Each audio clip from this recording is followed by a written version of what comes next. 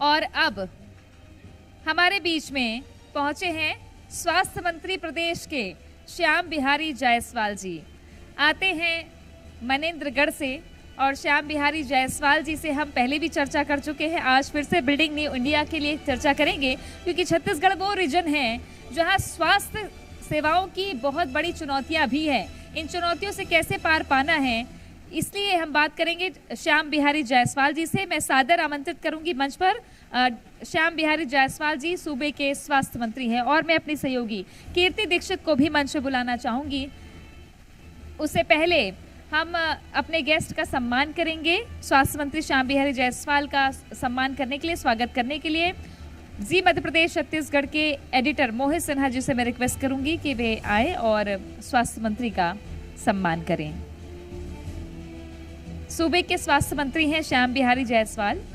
आज हमारे पास काफ़ी चुनौतियां हैं, इसे स्वीकारने में कहीं कोई दिक्कत नहीं होनी चाहिए कि स्वास्थ्य सुविधाओं को लेकर चुनौतियां, लेकिन उन चुनौतियों को पार कैसे करना है, ये सबसे बड़ा तरीका क्या होने वाला है। क्योंकि दुर्गम परिस्थितियां कई बार छत्तीसगढ़ में है, भौगोलिक परिस्थितियां, आर्थिक सामाजिक परिस्थितियां हैं। इस बीच सेहत कैसे बुलंद हो, इस पर बात करेंगे। ओवर टू यू कीर्ति। तृप्ति, आप भी चर्चा को ज्वाइन करिए और स्वास्थ्य के क्षेत्र में आखिरकार छत्तीसगढ़ को कैसे आगे बढ़ाया जा रहा है और वो क्या भूमिका निभा रहा है बिल्डिंग न्यू इंडिया के लिए, इसको लेकर हम चर्चा करेंगे। और स्वास्थ्य मंत्री हमारे साथ जुड़ गए हैं श्याम बिहारी जायसवाल जी, बहुत स्वागत है आपका। सर, बात करते हैं किसी भी प्रदेश के लिए अगर उसको सफल बनाना है तो वहाँ के लोगों का स्वस्थ होना बहुत ज़्यादा महत्वपूर्ण है। अगर हम स्वास्थ्य विभाग की बात करते हैं, स्वास्थ्य के क्षेत्र की बात करते हैं, तो वो क्या भूमिका निभा रहा है बिल्डिंग न्यू इंडिया के लिए? देखिए, किसी भी राज्य या देश में उसके प्रगति के 2-3 जो मानक माने जाते हैं, उसमें शिक्षा और स्वास्थ्य को प्रथम पंक्ति में रखा जाता है। और हमारे छत्तीसगढ़ जैसे जो विकासशील राज्य है, इसके लिए हेल्थ का सेक्टर बहुत महत्वपूर्ण सेक्टर है, क्योंकि छत्तीसगढ़ राज्य में विभिन्न भौगोलिक परिस्थितियां भी हैं, विभिन्न क्लाइमेट का, बस्तर का अलग प्रभाव है तो सरगुजा का अलग है, मध्य का अलग है। तो ऐसे में यहाँ स्वास्थ्य सुविधाओं का बेहतर होना राज्य की प्रगति के लिए और राज्य को एक नाम देने के लिए यहाँ का हेल्थ सेक्टर को मजबूत करना बहुत महत्वपूर्ण है। और माननीय विष्णुदेव साय जी की सरकार जब से बनी है, आप देख रहे होंगे कि लगातार हम लोग छत्तीसगढ़ में चाहे स्वास्थ्य सुविधाओं को बढ़ाने का हो, चाहे इंफ्रास्ट्रक्चर बढ़ाने का हो, चाहे कई ऐसे संक्रामक बीमारियों के रोकथाम के उन्मूलन के लिए या उनको जड़ से समाप्त करने के लिए उस पर पहल का हो, या फिर कुछ ऐसे सेक्टर जो अनुवांशिक रूप से भी, जैसे सिकल सेल है, ऐसे तमाम बीमारियों को जड़ से समाप्त करने के लिए हम लोगों ने एक अभियान चलाया है। और मुख्य रूप से हम 2 प्रकार से इस पर काम कर रहे हैं। पहला तो जो बीमार व्यक्ति है उसको तो इलाज करना हमारा मुख्य काम है ही, लेकिन हमारा लक्ष्य है इससे पहले कि हम बीमारी को आने से रोकें। लोग बीमार ही ना हों तो हमारे ऊपर लोड ऑटोमेटिक कम पड़ेगा। तो इसके लिए हमने जो हमारे मितानिन्स हैं, जो सब सेंटर हैं, उप स्वास्थ्य केंद्र या फिर प्राथमिक स्वास्थ्य केंद्र हैं, इनके जो स्टाफ हैं, इनके माध्यम से ज्वाइंट रूप से हेल्थ और स्थानीय प्रशासन, चाहे पंचायत हो, चाहे म्युनिसिपल कॉरपोरेशन हो, चाहे म्यूनसिपैलिटी हो, इन सारे निकायों के साथ मिलकर हम लोग, चाहे स्वच्छता की दिशा में हो, जैसे मलेरिया जब तक पानी जमा नहीं होगा तब तक वो मलेरिया के अंडे नहीं होंगे, तब तक वो बढ़ेंगे नहीं, पैदा नहीं होंगे। तो पानी नहीं रुकेगा तो मलेरिया की संभावना कम हो जाएगी। इसी प्रकार पीने के पानी में जब तक वो प्यूरिफाइड रहेगा तब तक डायरिया जैसे बीमारी, पीलिया जैसे बीमारी, इनके चांसेस बहुत कम हैं। तो इस पर भी हम ध्यान दे रहे हैं।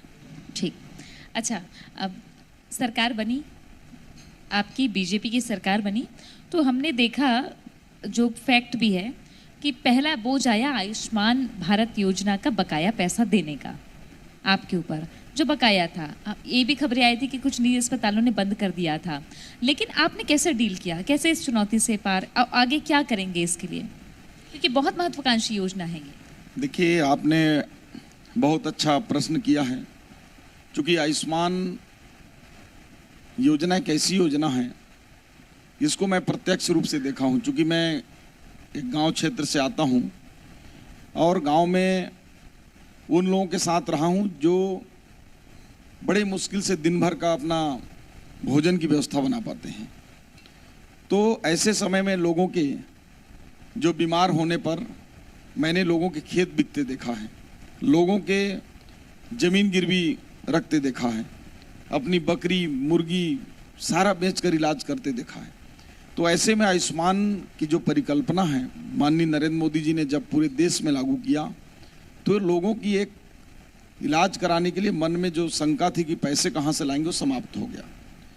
और हेल्थ मिनिस्टर के रूप में मैंने देखा जब, तो आयुष्मान से लगभग इलाज बंद होने की स्थिति में था। जब उसका कारण जानना चाहा, सारे हॉस्पिटल्स वालों से चर्चा किया, नर्सिंग होम से चर्चा किया, तो उनका कहना था पेमेंट नहीं होगा तो भाई हम लोग भी और आगे इन्वेस्ट करने की क्षमता में नहीं है, क्योंकि किसी के भी पूंजी एक लिमिटेड होता है। तो हमने सर्वप्रथम उनके जो बकाया राशि है उसको पैसे की व्यवस्था करके माननीय वित्त मंत्री जी और माननीय मुख्यमंत्री जी के सहयोग से हम लोगों ने उनको देना चालू किया। और आज ये बताते हुए खुशी है कि हमारे पूरे प्रदेश में आयुष्मान कार्ड से इलाज हो रहे हैं। और इसको और अच्छा प्रभावी बनाने के लिए हमने एक कमेटी बनाया है। कमेटी की रिपोर्ट जल्दी आ रही है और इसको हम 1 महीने के अंदर नया सिस्टम आयुष्मान का चालू करने जा रहे हैं, जिसमें 2 चीज़ का हम ध्यान दे रहे हैं। पहला चीज़ तो उस क्लिनिक का, उस हॉस्पिटल का पेमेंट रुके ना, उसको मंथ बाय मंथ मिल जाए। और उसके बाद में जो मरीज जाएगा, तो अगर किसी का हाथ टूटा है तो पूर्ण रूप से हाथ का इलाज करके स्वस्थ होकर निकले और उसके पॉकेट से 1 रुपया न लगे। इसके लिए हम पूरी ट्रैकिंग सिस्टम कर रहे हैं। और हमारी जो पहले सिस्टम थी इंश्योरेंस मोड, उस पर हम जाने की ओर विचार कर रहे हैं। और ताकि जो शासन का पैसे का कई बार बातचीत आता है कि दुरुपयोग हो रहा है या फिर फर्जी बिलिंग हो रही है, ये सारे बीच बीच में समाचार पत्रों में भी और आप लोगों के माध्यम से आते हैं। तो ये सारे चीज़ को हम, विवाद को और शंका को समाप्त करने वाले हैं। तो ये एक बहुत बड़ा ये योजना होगा और मुझे लगता है कि अभी तक का देश का सबसे अच्छा आयुष्मान योजना हमारे प्रदेश से लागू होगा। जब हम अब बात करते हैं योजनाओं को लेकर के, तो उनका मुख्य उद्देश्य यही होता है कि आम जनता को उसका फायदा मिले। अगर हम इन बीते जो 5 साल गुजरे हैं, वो एक गैप को हम देखें जो कांग्रेस की सरकार उस वक्त रही है, उसके बाद अब क्या चैलेंजेस हैं आपके सामने जिनको कहीं ना कहीं दूर करने की ज़रूरत है। और एक और इसी से एक और सवाल इसमें मैं जोड़ूंगी कि हम आमतौर पर देखते हैं कि अस्पतालों के पास सुविधाएं हैं, उसके बावजूद जब कोई भी पेशेंट पहुंच रहा है, उसके परिजन पहुंच रहे हैं, तो वो सुविधा उसको नहीं मिल पा रही है। चाहे स्ट्रेचर को लेकर के हो, एम्बुलेंसेज को लेकर के हो, वो सुविधा नहीं मिल पा रही है, बावजूद इसके कि वो सुविधा वहाँ पर उपलब्ध है। इसको लेकर के क्या कदम उठाए जाएंगे ताकि उस तरह की परेशानी उनको उसका सामना ना करना पड़े? इस प्रकार की बातें आती रहती हैं कि कभी एम्बुलेंस नहीं मिल रहा है, तो कभी एम्बुलेंस के समय पर नहीं पहुंचने से किसी के मौत होने की बातचीत आती है। कोई ऐसे जगह हैं जहां पे दवाइयों की कमी की बात आती है, मशीनें बंद होने की बातचीत आती है। तो इसके लिए हम जो हमारा 102 और 108, जो महतारी एक्सप्रेस और संजीवनी एक्सप्रेस, ये 2 महत्वपूर्ण हमारे योजना हैं। 100 वाहन 1099 भी है, लेकिन ये 2 महत्वपूर्ण योजना जिनके माध्यम से हम जान बचाते हैं। तो 102 और 108 को हम पूरी तरह से एक ऐप बना रहे हैं और उसके माध्यम से ऑनलाइन ट्रैकिंग कहीं भी हम कर सकते हैं कि वो एम्बुलेंस कहाँ पर है, कितना समय निकली है, किस दिशा में जा रही है, किस स्थान पर पहुंची है। ये आम जनता को भी सुलभ हो जाएगा। दवाइयों को लेकर हमने बात करी, लेकिन मशीन्स को लेकर के बात करें। कोरोना एक ऐसा वक्त था जिस समय पर हमें ऐसी मशीन्स की ज़रूरत पड़ी जिनकी आमतौर पर हमें ज़रूरत नहीं है। ऑक्सीजन की ज़रूरत पड़ी, आमतौर पर उतनी ऑक्सीजन की ज़रूरत नहीं होती है, लेकिन वो मशीन्स जो अभी हैं हॉस्पिटल्स में, उनको कैसे सुचारू रूप से उनको इस काबिल बनाया जाए कि वो ऐसी इमरजेंसी के वक्त में भी काम आ पाएँ, वो ख़राब ना हो जाएं, कहीं ना कहीं उनका ऐसा ना हो कि वो ऑब्सोलीट हो जाएं, उसको कैसे मेंटेन करने की कोशिश की जा रही है? कोरोना के वक्त जो है अधिकांशतः जो ऑक्सीजन प्लांट हैं उनके निर्माण लगभग प्रदेश के सभी हॉस्पिटलों में, जो बड़े हॉस्पिटल में, उसमें हुए। चूँकि कोई भी परिसंपत्ति एक बार बन जाती है तो उसके वन टाइम के लिए नहीं होता। जैसे हम जानते हैं, हम परमाणु बम नहीं फेंकते, विश्व का कोई देश नहीं फेंकता, लेकिन परमाणु बम रखता है कि इमरजेंसी में उसको देखा जाएगा। उसी प्रकार से जो ऑक्सीजन प्लांट है कोरोना समय के, उसको हम सभी के टेंडर दे दिए हैं, उसको रिनोवेट करा के कंडीशन में रहे। कभी भगवान करे ऐसा मौका मत आए, लेकिन अगर ऐसी मौका आती भी है, मैं आपको बताना चाहूँगा कि मैं हेल्थ मिनिस्टर के जिस दिन से कार्यभार संभाला उस समय कोरोना के एक एक दो दो केस आ रहे थे। हमने 2 लाख ऐसे बेड को आरक्षित करके रखा था कि अगर ऐसी स्थिति आएगी तो वन टाइम हम 2 लाख लोगों को इलाज और सुविधा दे सकते हैं। तो जो ऑक्सीजन प्लांट के साथ अन्य उपकरण जो उस समय लिए गए थे, जिसमें मुख्य रूप से सीटी है, सीटी स्कैन मशीन की बहुत आवश्यकता थी, तो अब तो इतनी आवश्यकता है कि उन मशीनों को उपयोग तो हम कर ही रहे हैं, लेकिन अन्य जगह भी हमको देना पड़ रहा है। तो वो कोरोना काल के समय में जो खरीदे गए बड़े मशीन हैं वो सभी उपयोगी हैं और उनको हम रन करा रहे हैं। जो ऑक्सीजन प्लांट्स वगैरह हैं उनको रख रखाव करा रहे हैं और सभी को उपयोग हो रहा है। ठीक, अब आते हैं डॉक्टर्स पर। जी ना, आप मंत्री हैं तो डॉक्टर्स को भी देखना पड़ता है आपको। अभी हाल ही में आपका हमने बयान सुना, या ये फैसला है कि हम प्रदेश में डॉक्टर आउटसोर्स करेंगे। अच्छी बात है, हिंदुस्तान के किसी भी इलाके से डॉक्टर आए, यहाँ के लोगों को स्वास्थ्य सुविधा अच्छी मिले। बजाय इसके एक सुझाव निकल कर आता है कि बजाय इसके सरकार इस पर क्या सोच सकती है कि हम एट्रैक्टिव सैलरी सिस्टम कैसे बनाएं, या जो दूरस्थ इलाकों में जो स्वास्थ्य सुविधाएं होनी चाहिए, जो सुविधाएं होनी चाहिए डॉक्टर्स के लिए, वो कैसे डेवलप करें ताकि यहाँ के जो बैच से बच्चे पढ़ के निकल रहे हैं वही भविष्य के डॉक्टर छत्तीसगढ़ के बन जाएं। बिल्कुल, ये आपका चिंता बहुत लाजमी है, क्योंकि मैं हर मंच में भी बड़े सहजता से स्वीकार करता हूँ कि हमारे यहाँ स्पेशलिस्ट डॉक्टर जितने चाहिए उतने हैं नहीं, और हैं वो भी बहुत बाहर काम कर रहे हैं। बाहर के डॉक्टर हमारे पास आ नहीं रहे हैं। तो निश्चित रूप से जब तक डॉक्टर नहीं होंगे तो हमारे कितना अच्छा हॉस्पिटल हो वो कोई काम का नहीं है। तो इसके लिए हमने बहुत प्रयास किया, लेकिन डॉक्टर्स हम बढ़ा नहीं पा रहे हैं। वैसे हमने अभी 252 पोस्ट जो है स्पेशलिस्ट के पीएससी के लिए दे दिए हैं, पीएससी के माध्यम से भरेंगे। और पिछले बार जब मैं बैठा था तो 450 डॉक्टरों की बॉन्ड वाली हमने नियुक्ति किया था, और आज फिर बैठा हूँ तो इसके 10 दिन के अंदर लगभग 500 डॉक्टर की नियुक्ति हम फिर करने वाले हैं। लेकिन ये 2 साल के लिए है और 2 साल के बीच में वो चलता रहेगा चक्र। जो MBBS डॉक्टर हैं उनकी कमी हमारे पास वो उतना नहीं है।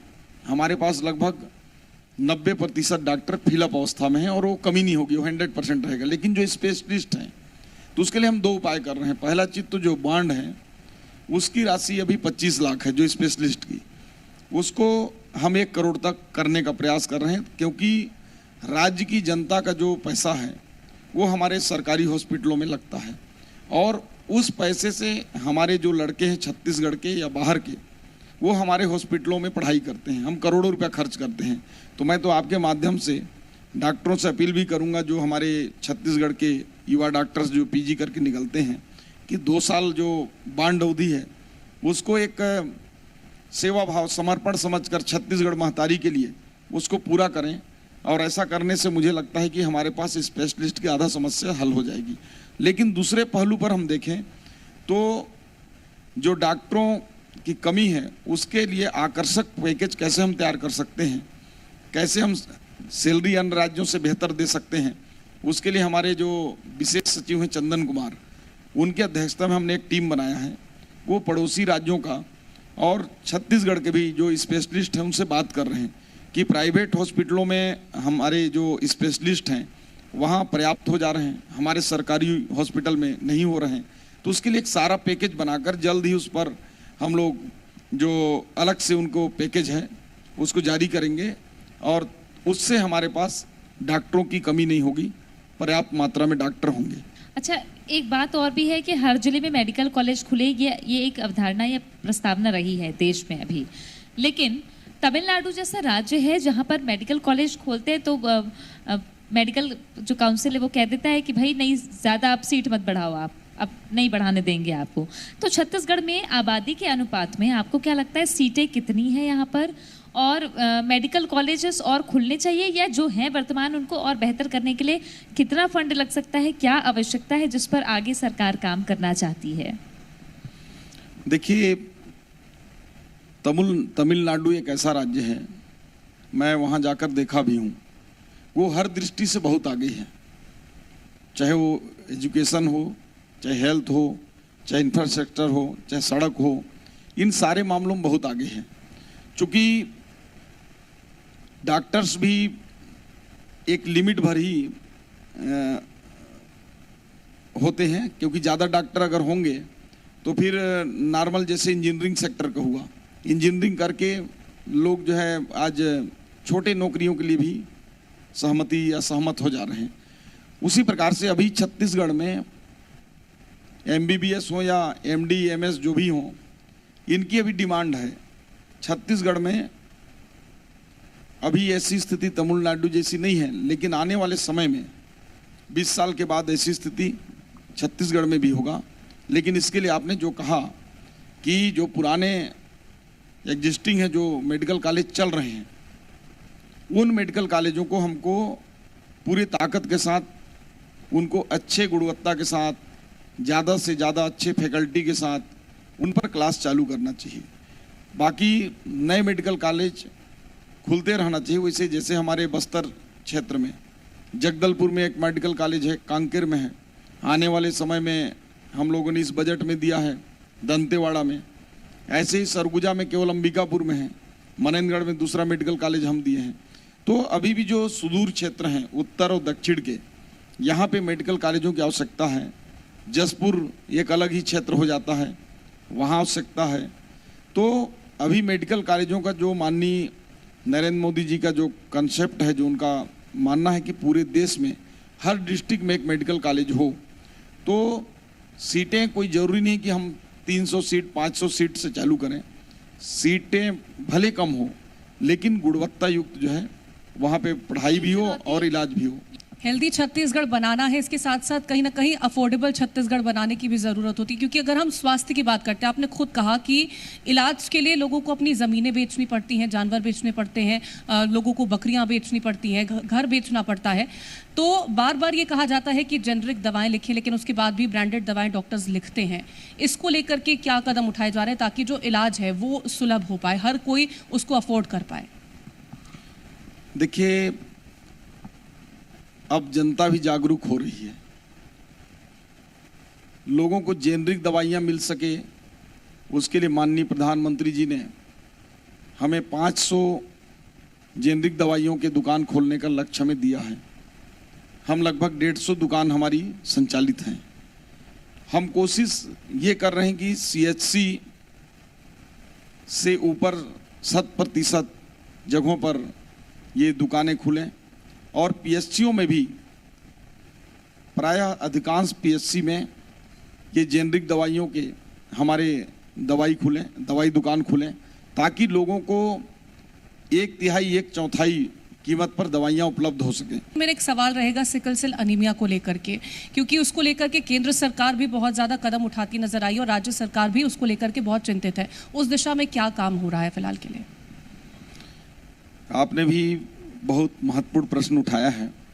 ये सिकल सेल की बीमारी हम लोगों को बहुत लेट से पता चला, पूरे देश में ही, और खासकर छत्तीसगढ़ में जो हमारे वनांचल क्षेत्र हैं, सरगुजा और बस्तर और मध्य क्षेत्र के जो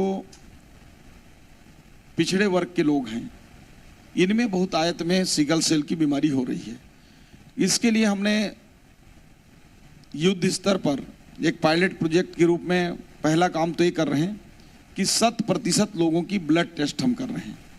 ब्लड टेस्ट के माध्यम से पता चल जा रहा है कि सिकल सेल उसमें है या नहीं है। और सिकल सेल में भी 2 प्रकार के सिकल सेल हैं। एक तो कैरियर होते हैं जो जेनेटिक रूप से एक माँ से बच्चे में, पिता से बच्चे में या दोनों में है तो उसके माध्यम से आगे बढ़ता है, तो वो कैरियर होता है, वो बीमार नहीं होता। दूसरा होता है मरीज, उसी में सिकल सेल से पीड़ित मरीज हो जाता है। तो जिसको सिकल सेल का बीमारी हो जाता है वो मरीज हो गया, और एक सिकल सेल शरीर में होने के बाद भी वो उसका कैरियर हो गया। तो उसके लिए हम कार्ड जारी कर रहे हैं। कार्ड में ऐसा व्यवस्था है कि एक मेल और एक फीमेल का कार्ड हम जब मिलाएंगे तो ये बता देता है कि शादी करने से उनके आगामी बच्चे जो है कितने प्रतिशत जो है सिकल सेल से पीड़ित होंगे, कितने बीमार होंगे, कितने कैरियर होंगे। और उस कार्ड को देखकर ही जन्म कुंडली के जैसा पहले मिलान होता था, वैसे सिकल सेल का मिलान अब सिकल सेल की कुंडली मिलाकर मतलब शादी ये करें। है कि सतर्कता और सावधानी, जागरूकता सबसे पहली प्राथमिकता है। एक आखिरी सवाल आपसे, संविदा व्यवस्था स्वास्थ्य विभाग में भी है, आप कितना मुफीद समझते हैं इसको? क्योंकि हमने ये मुद्दा काफ़ी समय से देखा है कि चाहे स्वास्थ्य विभाग हो चाहे बाकी विभाग हो, संविदा वाले कहते हैं कि भाई हम भी अपने हैं। तो क्या सोचते हैं आप? देखिए, संविदा के मुख्य रूप से 2 कारण हैं। एक तो सरकारों की जो है आर्थिक बोझ भी रेगुलर में बढ़ते हैं, पूरे देश की बात कर रहा हूं मैं, कोई अपना डिपार्टमेंट या राज्य की बात नहीं कर रहा हूं। दूसरा जो है, संविदा में नियुक्त करने में बहुत ज़्यादा पेचीदगी नहीं है। जैसे हम रेगुलर भर्ती अगर डॉक्टर करना चाहते हैं तो उसको पीएससी में देंगे, प्रोसेस में हमको साल भर लग जाते हैं। लेकिन संविदा में अगर हमको रखना है तो हम 15 दिन में भी डॉक्टर भर्ती कर सकते हैं। तो तात्कालिक रूप से ये लाभदायक भी है, और कहीं ना कहीं जो हमारे कैंडिडेट्स हैं उसके या एम्प्लॉइज़ हैं उसके लिए रेगुलर की तुलना में उनके लिए नुकसानदायक भी है। तो समय की मांग के अनुसार संविदा व्यवस्था भी अच्छा है, और उसमें हम प्रयास कर रहे हैं कि पैरेलल दोनों को रखें। रेगुलर भर्तियां भी हमारी चलें, और जब तक हम व्यवस्था नहीं कर रहे हैं तब तक संविदा भी चले। मतलब कि इलाज मिलता रहना चाहिए, चाहे अभी भर्तियां हो या फिर संविदा के जरिए हो, पेशेंट्स को किसी तरह से कोई परेशानी ना हो। बहुत शुक्रिया है आपका हमारे साथ इस मंच पर आने के लिए, बिल्डिंग न्यू इंडिया के इस मंच पर चर्चा करने के लिए। श्याम बिहारी जायसवाल जी सूबे के स्वास्थ्य मंत्री हैं, और किस तरह से छत्तीसगढ़ में आखिरकार स्वास्थ्य सुविधाओं को और बेहतर बनाने की कोशिश की जा रही है, जो चैलेंजेस है उनको कैसे दूर करने की कोशिश की जा रही है, डॉक्टर्स की भर्ती को लेकर के हो, पेशेंट्स को समय पर इलाज मिले, इन तमाम विषयों को लेकर के हमने चर्चा करी है। ओवर टू यू तृप्ति। शुक्रिया कीर्ति। और मैं अनुरोध करूंगी जी मध्य प्रदेश छत्तीसगढ़ के एडिटर मोहित सिन्हा जी से कि वे मंच पर आएं, और हम 2 कुछ खास मेहमान हैं जिनका सम्मान करना चाहते हैं स्वास्थ्य मंत्री के हाथों। मैं बुलाना चाहूंगी रजनीश अग्रवाल जी को, युवा साथी फाउंडेशन से हैं रजनीश अग्रवाल जी। स्वागत करिए उनका। युवा साथी फाउंडेशन से रजनीश अग्रवाल जी है।